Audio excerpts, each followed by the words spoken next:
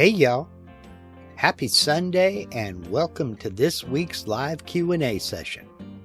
This is the portion of the show where we allow YouTube to send out notifications that we're going live. If you're watching this live Q&A on replay, please scrub ahead until this graphic disappears and the actual show begins. If you're watching live and you have any comments or questions, please go ahead and put them in the live chat. But for now, grab a beverage, sit back, and relax while the countdown timer does its thing. Then we'll get started.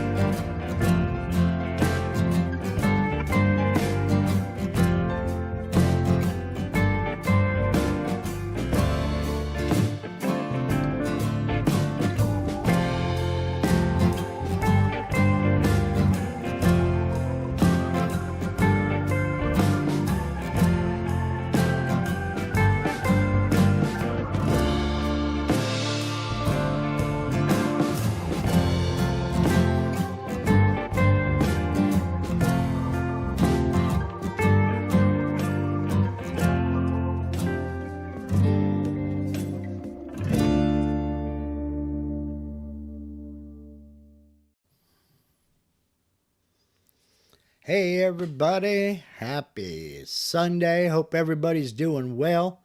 Hope everybody had a good long vacation from me. Yeah, for those of you who are a bit confused or were a bit confused, scratching around looking for a show last week, we did not have one. It was Easter Sunday, and as usual, I forgot to talk about it on the Sunday before. So, surprise, there was no show last Sunday. I apologize for the confusion. I'll try to remember next time I take a break to let everybody know beforehand instead of after the fact. No promises. I can't remember what I had for dinner last night. Asking me to remember a schedule. Yeah. So, anyhows, it's been a heck of a week. Uh, Today I have a small topic to talk about, an icon that isn't really mentioned a whole heck of a lot in VCarve and Aspire. And of course, I'm taking your questions, general VCarve or general Vectric, be it Cut 2D, VCarve, or Aspire, general questions, or general CNC questions. I can't get machine specific simply because I don't know every machine out there. I know what I use, and that's basically it. Um, but before we get into anything else, really, I want to give a shout out to and say thank you to the sponsor, Mark Lindsay CNC.com, and that is Steve over at Harneal Media. If you've known me for more than, say a week or two, you know that I've been singing Steve's praises since the beginning. And that's not going to change unless he tells me to knock it off. In which case I will knock it off, but not until then.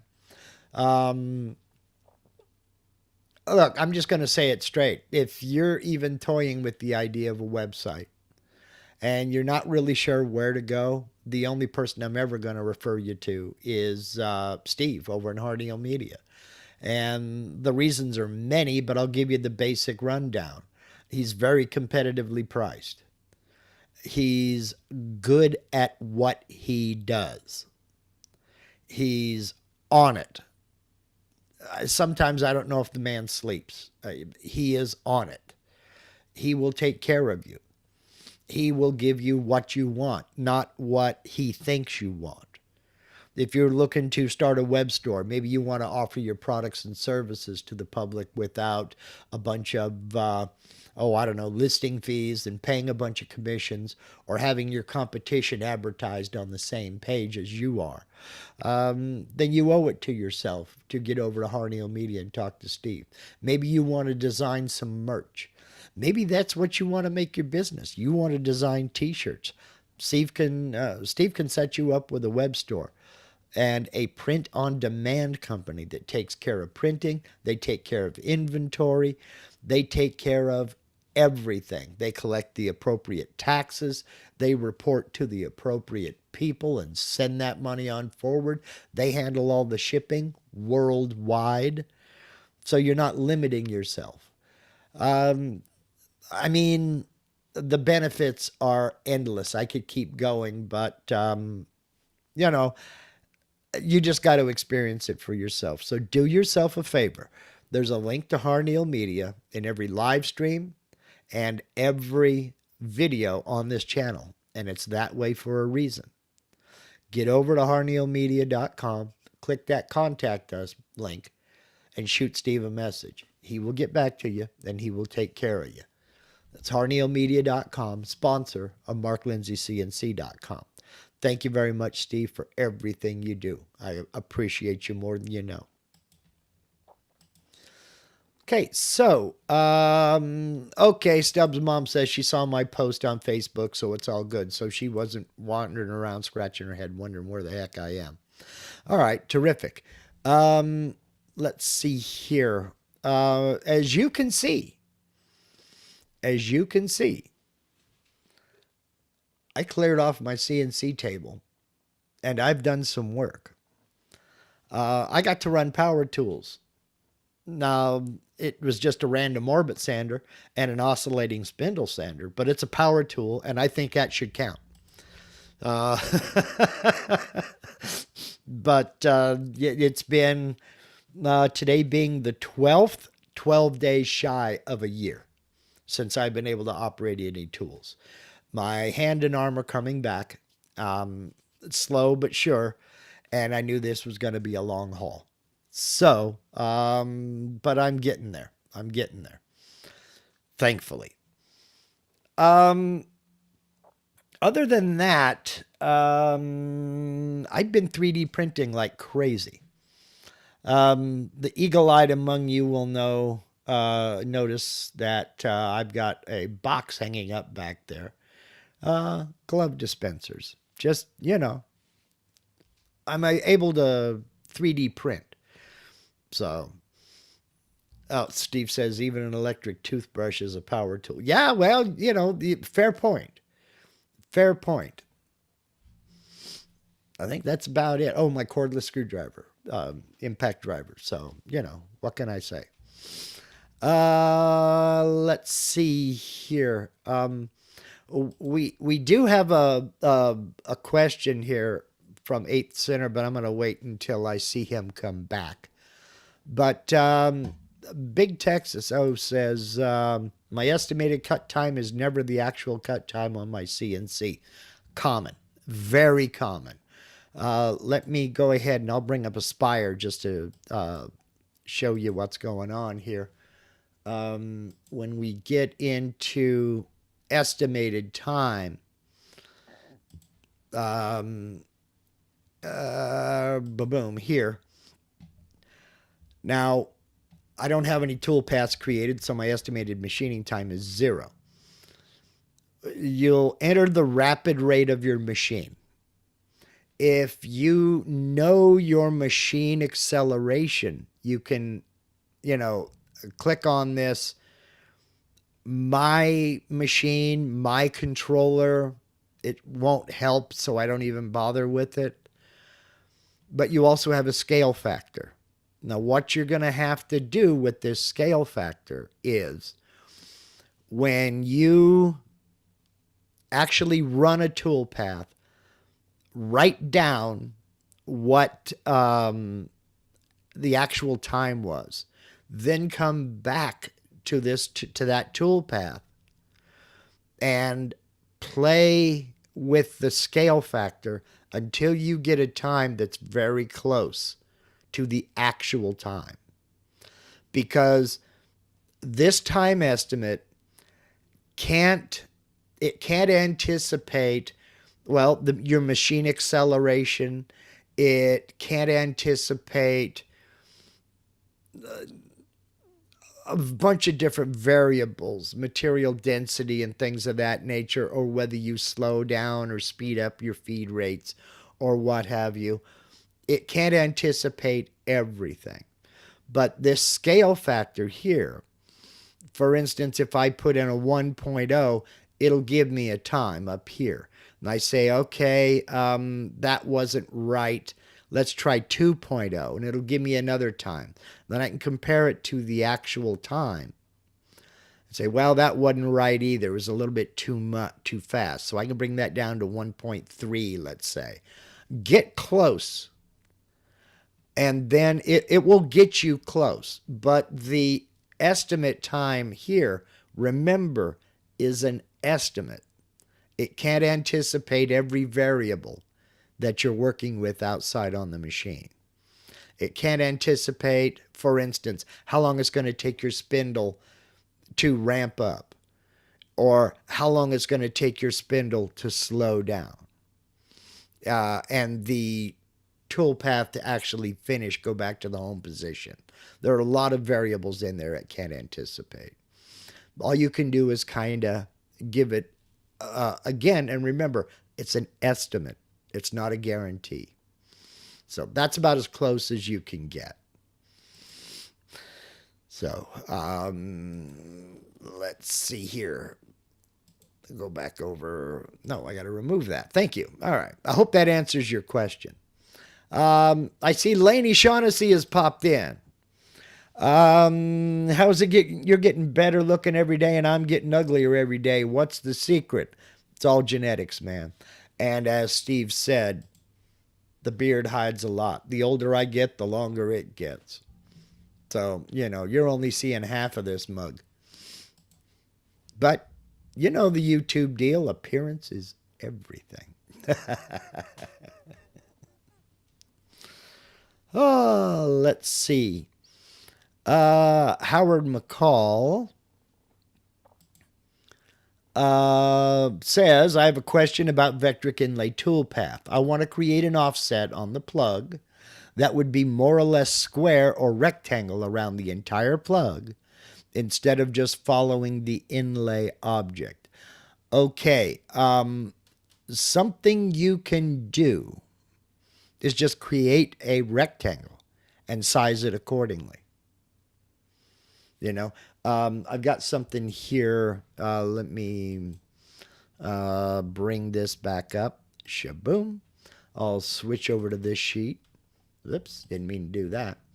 Let's say this is my inlay plug for the sake of argument. And I know it's backwards. It should be reversed the other way around. But I can just come up and I can just draw a rectangle. Let's say this is it. I want to clear all of this out. Just draw a rectangle around. No, I want square corners. So Control Z. Now I'll apply that. There's my rectangle around it. Close, and then when I go over, select all of that and do my V-carve inlay. Now it's going to clear all this out when I go to do the V-carve inlay. Okay. I don't want it to follow the plug because I want to be able to throw this piece up on the table saw and cut it here, cut it there, cut it here, and cut it there. So I've got a nice plug. Just draw the rectangle manually, and that'll do it. There's another way to do this, and this dovetails in.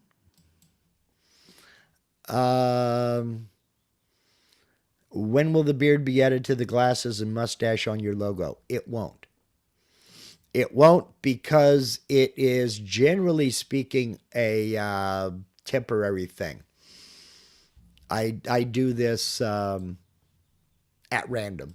I'll just get sick and tired of shaving and won't do it no more. And that, hence the beard. Then I'll get sick and tired of the beard and I'll shave it off. So it all depends on my mood and my wife's mood. Okay, the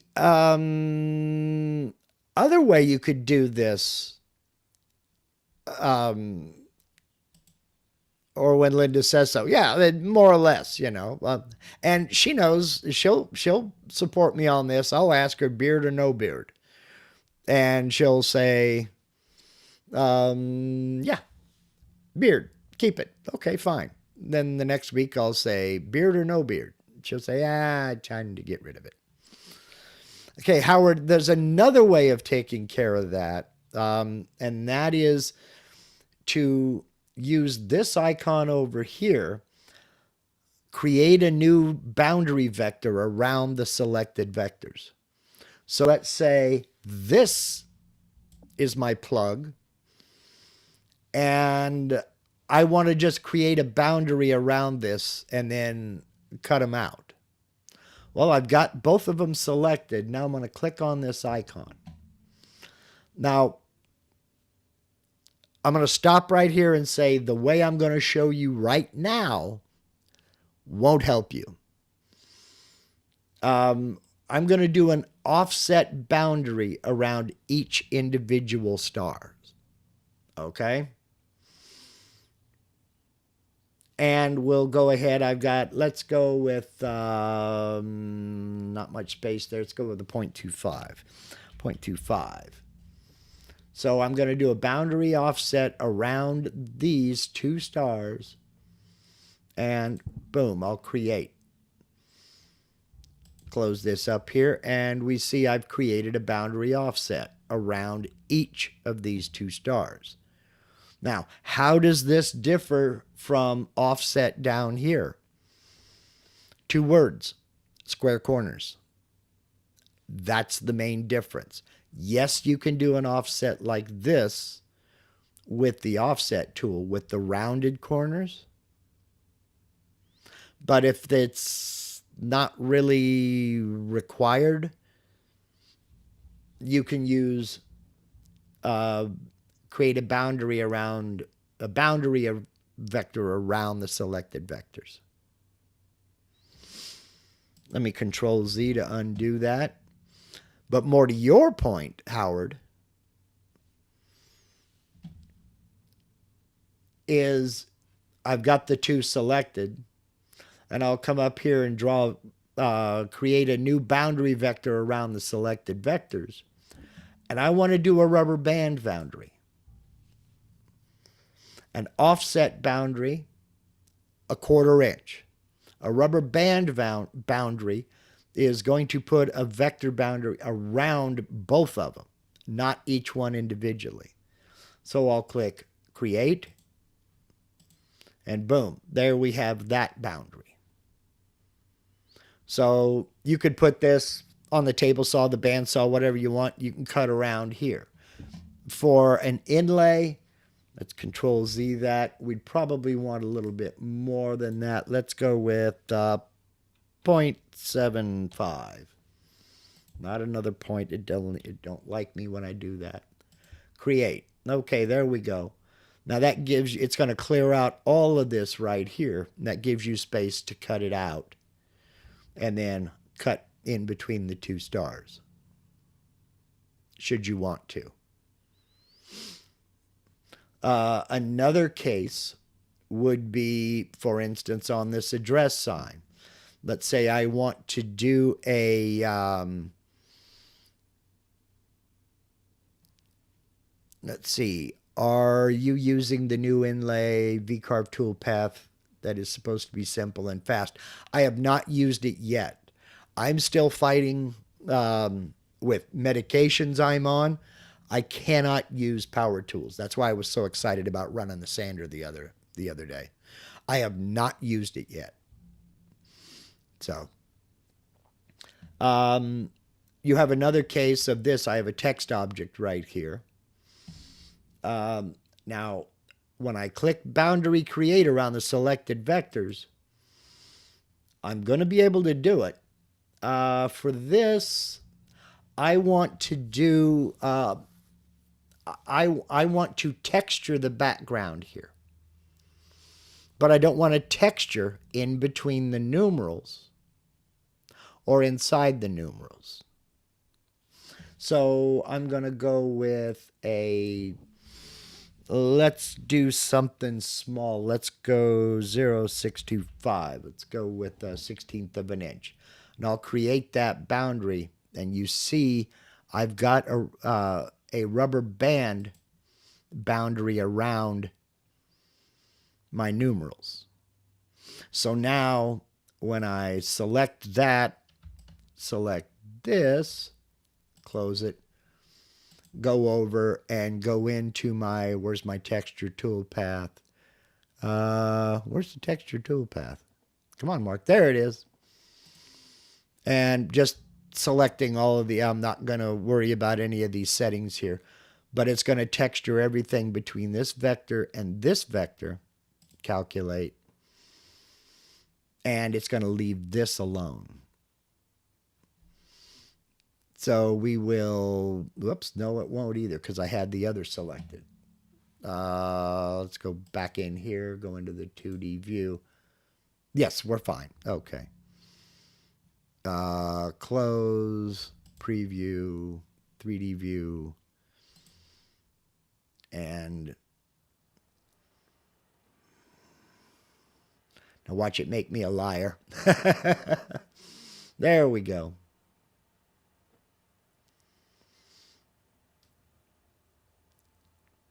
And I don't like those settings. I would not do that kind of a texture. That looks funky.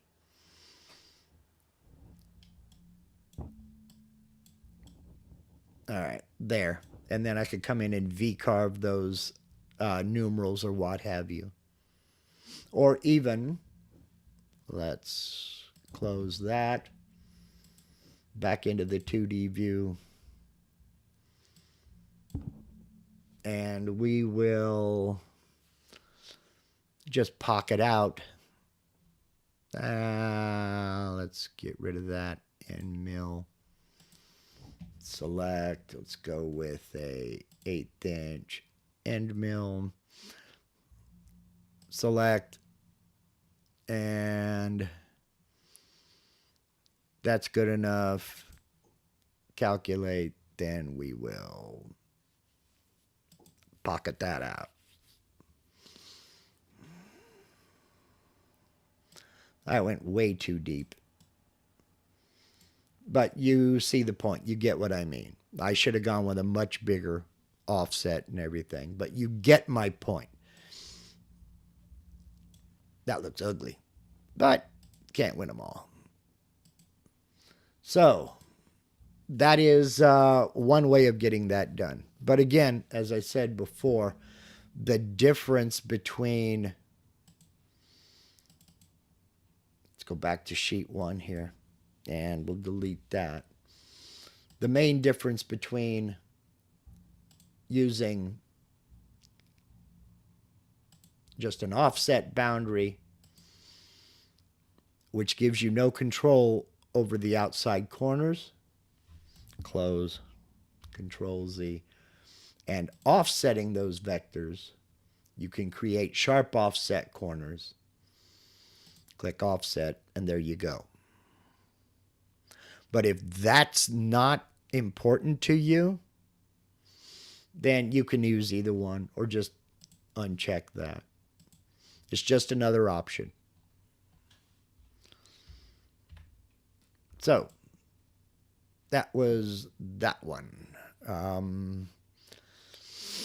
So do we have any questions at all after being gone for like 2 weeks? Brooks Martin says, Howard, I'm still using the old school inlay method with the tapered ball nose. Just control, in my opinion. Yes, absolutely.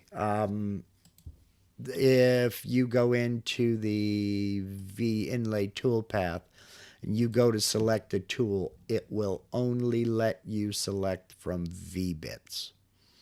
This has been a complaint of mine from day one. The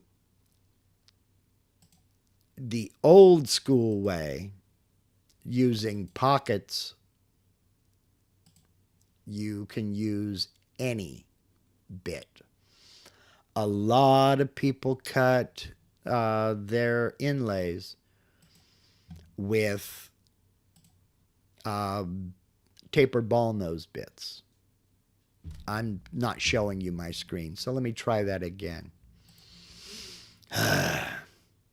If you go to use the V inlay toolpath, it only lets you select from the V bits. That is by design.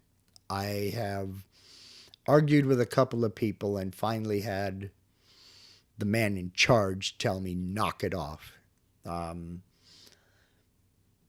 They will only allow you to use V bits using this toolpath. For clearance tools, close. For clearance tools, you can use end mills and ball nose bits, and you can use tapered ball nose bits as clearance tools. But it won't get right up to that vector. Now, you can play with vector offset or boundary offset. Oops, close. But that's not something I'm going to get into, mainly because I have not done it myself. But the takeaway from this is the old school way using pockets is you've got all bits available to you. So in the inlay toolpath, they have a choice of V bits or straight. Well, again, as I just showed, in the V inlay toolpath, you've got your choice of V-bits. If I click on metric, V-bits, that's it. You can use, let's close that. If you're using clearance tools, you can use anything as a clearance tool, but it's not going to hug those vectors. You can do some playing around with boundary offsets, but that's basically for the plug. So there is a way to cheat the system, but for larger, say, face grain or edge grain inlays, I have seen people use the V-carve inlay toolpath successfully, and it is a big help. But if you're trying to get the highly detailed inlays like Bro In Wood or my buddy Scott over at M&S Woodworks, if you're trying to get those detailed inlays, you're going to need to use the tapered ball nose bits with a very, very tiny tip diameter. And you're going to want to use end grain. You can't do them in face grain or edge grain. They just tear out too much. You'll want to do them in end grain, and just use the old-fashioned way, 2 pockets. The V-inlay toolpath is no help in that case, because they're just too restrictive. Now, when they first came out with version 12.5, they forgot. And the first 2 versions of 5.0, then 5.1, would allow you to select a tapered ball nose. And then in 12.502, I believe it was, they took that away. And in the release notes, they said they fixed the V-inlay toolpath. They don't want anybody using taper ball nose bits with it, simply put. And that, I think, is a mistake. Their attitude is they have, quote unquote, a very small customer support team. And they doing inlays is kind of an art in and of itself. And they just really don't have the time to spend with everybody trying to get everybody on the right page. Bro In Wood has teamed up with Cutting It Close Woodwork for 6mm tapered ball nose, 0.25mm radius. 6.2 degree. Yeah, they're not difficult to find. They're not difficult to find.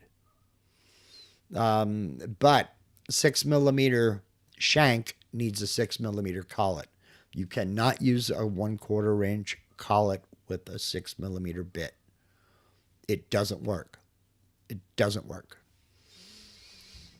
So, yeah, Butch, that's the reason they gave, is because they have a very small customer support staff, and doing inlays is difficult, whether you're using the V-inlay or not, and they do not have the time to spend with people.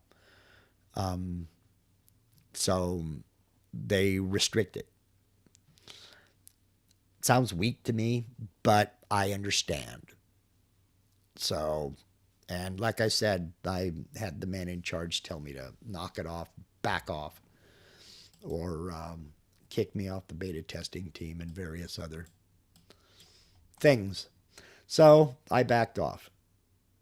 But the workaround is the old-fashioned way works, using 2 pockets.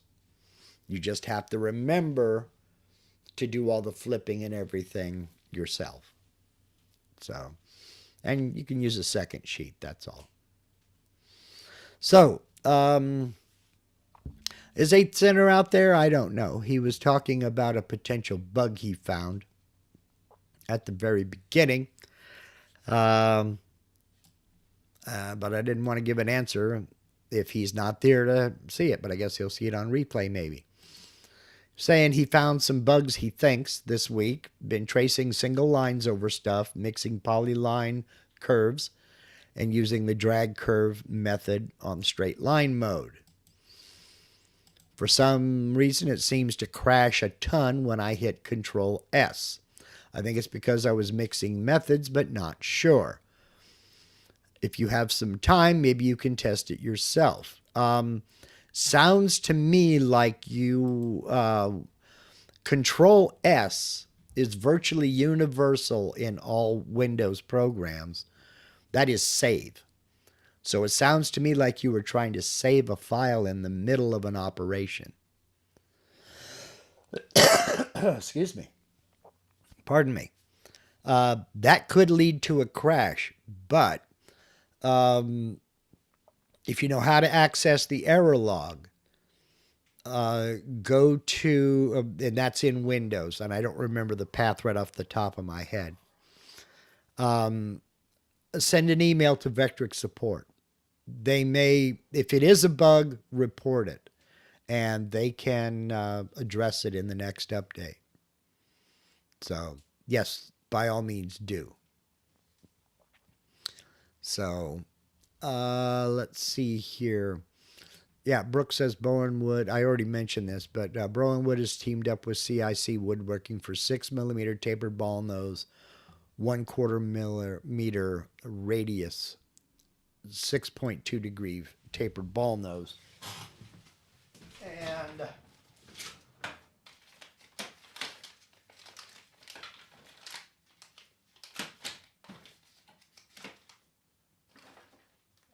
I have them, or not his.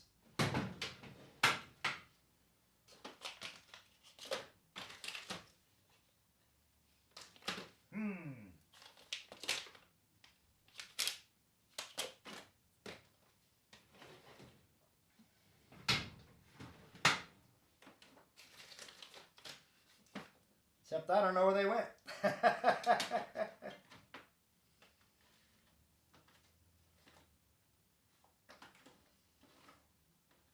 There we go. Yes, I have them. Sorry. This is a speed tool, carbide end mill. As you can see, 1/4 inch shank. It is 1/4 millimeter tip radius, and it is as sharp as a hypodermic needle. This sucker will make you bleed. And this is for doing inlays. I was hoping to be into inlays last year.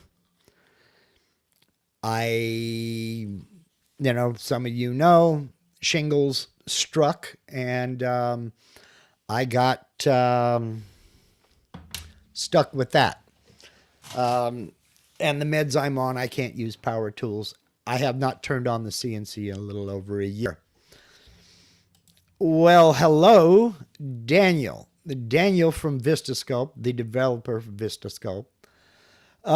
Channel members, Daniel is going to be our special guest tomorrow on the members-only live stream, and he's going to go through some of the, hopefully all of the new features in the latest release of Vista Sculpt. So, channel members, tomorrow, a very, very special show. More on it a little bit later. I'm very glad to see you, Daniel. Thank you for dropping by. John says, Mark, you need to print a bit organizer for those drawers. Yeah, put it on the list, John. I know it. Put it on the list. Thing is, I got more stuff than I got places. So, and Steve is right on it. There is Vista Sculpt YouTube channel. If you've never heard of Vista Sculpt, if you don't know what Vista Sculpt is, It is a 3D creation tool that is absolutely, whoa, welcome aboard, Daniel. He just became a channel member. Thank you very much. Thank you. I have a label maker. Thank you, Butch. And in fact, you can't see it, but I've got a big label right there on the bottom of my desk, bottom of my monitor, that reminds me to turn on my dust collector. I've got a label maker. I do use it. You just don't get to see it. Let's see here. Yes, Daniel is going to be our special guest tomorrow, but more on that just a little bit later on. Vista Sculpt is a 3D creation tool that uses AI technology to do some absolutely amazing, amazing things.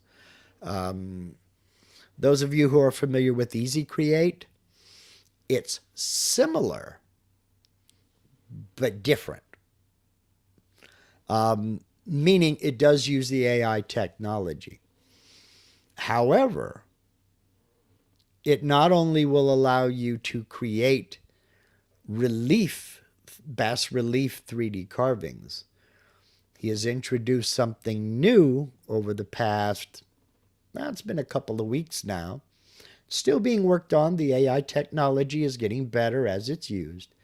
It will create full 3D models out of an image. I've already made and 3D printed a couple of them. Works very well. Still needs some refining. There are still some bugs to work through, but it's getting there. It's exciting. It is a game changer, I'm here to tell you.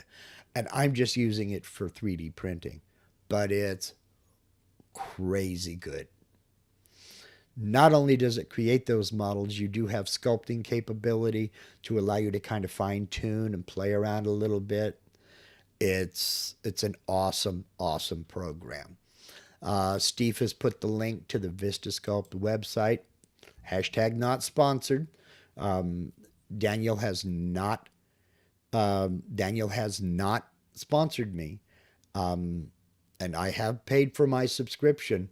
I prefer it that way, because if you followed me for more than a few days, you know I don't I don't do videos unboxing e-bikes, and I don't have a bunch of Vivor power tools back here and things. I don't do that.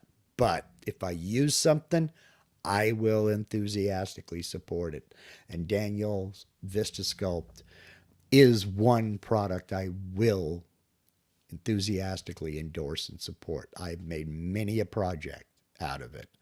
It does probably some of the best image to vector tracing I have experienced myself.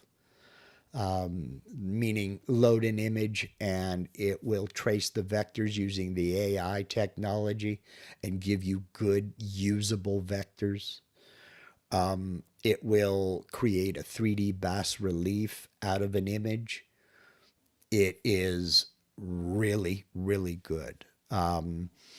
Because it uses AI technology, it's not 100% perfect, but nothing is. For instance, if you're taking a picture of somebody and they have a baseball cap on and there's a big shadow over their face, the AI has to guess what's in that shadow. And it's going to treat it as most 3D modeling programs will. It's going to treat it as a dark spot. A dark area cuts deeper. Daniel has tweaked that to the point to where that's less of a concern than it is with other AI tools. And I've used a bunch of them. So Vista Sculpt is one product that I enthusiastically support. It's great. Check it out, vistasculpt.com. Again, not sponsored. Yeah, there we go. It exports STLs, depth maps, 3FM, TIFF, and OBJ files. It really works well. Really works well. You can just get into the AI, you start the program, Click load image, and you can either load your own image or you can have the AI create one for you. And it works very well. I like it. I like it a lot. And thank you for becoming a member, Daniel. I appreciate it. Thank you very much. Let's see. We've only been on about 45 minutes. I don't have a bunch of questions out here. So I guess we'll go ahead and wrap this up. Yeah, special time for tomorrow. I was going to get into that when we talked about it. As I mentioned before, channel member. Rich Bratcher says, very happy with what Vista Sculpt is able to do. Rich has created some absolutely stunning work using Vista Sculpt. He is one of my channel members who has really embraced Vista Sculpt, and he has done some beautiful work with it. Channel members, as I mentioned before, Daniel with Vista Sculpt will be my special guest tomorrow on the members only live stream. Programming note, because Daniel is in Europe, we're going to be starting at an earlier time, a much earlier time. Instead of our regular time, and it's just tomorrow only, we will start at 2 p.m. Pacific, 5 p.m. Eastern. That's still 11 o'clock at night for Daniel, but we had to compromise. So, members only live stream tomorrow only, 2 p.m. Pacific, 5 p.m. Eastern. And we'll go till Daniel either runs out of gas or gets tired of me, one or the other. So, I hope you can join us, channel members. Big time supporters. It is not the normal link. It will be on Zoom because I anticipate a big crowd. And I anticipate a lot of screen sharing. So it will be on Zoom. It will not be through my regular streaming software. Okay? If you don't know what we're talking about, or if this has piqued your interest and you're like, hey, wait a minute, if Daniel's going to be on, this might be something I want to see. And you want to become a channel member? Somewhere down below this video panel, you'll see the word join. Click on that. Now, wait a minute. You're not joining anything. Just click on that, and another video is going to pop up and play that's going to tell you all about channel membership. Then you can decide from there. So, no obligation, but we've got a great group of folks. We have the super secret WhatsApp chat where everybody just goes nuts. And speaking of going nuts, since you just became a channel member, Daniel, I'm going to be adding you to that WhatsApp chat, and we'll drive you crazy with questions, answers, and just talk about food and everything else. I mean, it's a great group of people. There's not an ego amongst them, and everybody is 100% dedicated to helping each other be better at CNC, laser, 3D printing, better today than we were yesterday. It's a great group of folks, and I'm proud to call them friends. So if you want to join us, click that join button down there and check it out. For everybody else, next Sunday, I don't know what I'm going to do. There will be a show next Sunday, and it will be at normal time. But I don't know what I'm going to do. So that's where it's up. That's where you come in. Leave me a comment. Leave me a suggestion. Let me know what you want to see. Is there something that you need me to focus on more? Is there something that you need me to shut up about? Let me know. I don't know if you don't tell me. Don't be afraid. Talk to me. Let me know what you want to see, and I'll work on it. So, other than that, let's see. Kimberly's asking what's on the barbecue tonight. Not going to barbecue. We're doing typical Oregon spring in that it's raining like a son of a gun.